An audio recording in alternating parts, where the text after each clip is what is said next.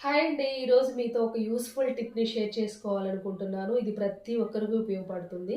మన సరౌండింగ్స్‌లో ఎవ్వరైనా సరే స్పృహ తప్పి పడిపోతే, అలాంటి వాళ్ళని మనం బ్రతికించడానికి అంటే హాస్పిటల్స్ దగ్గరగా లేనప్పుడు, అంబులెన్స్ సర్వీస్ అవైలబిలిటీ లేనప్పుడు, పెట్రోల్ ఉంటుంది గదా! సో, దాన్ని ఒక 2 డ్రాప్స్ కాటన్ మీద వేసి స్మెల్ చూపించినట్లయితే వాళ్ళు బ్రతికేదానికి ఛాన్స్ ఉంటుంది. అంటే ఆగిపోయిన హార్ట్ బీట్ కూడా రైజ్ అవుతుందనమాట. అలాగే స్పిరిట్‌ని కూడా ఒక 2 డ్రాప్స్ కాటన్ మీద వేసి వాళ్ళకి స్మెల్ చూపించినట్లయితే వాళ్ళు బ్రతికేదానికి ఛాన్స్ ఉంది.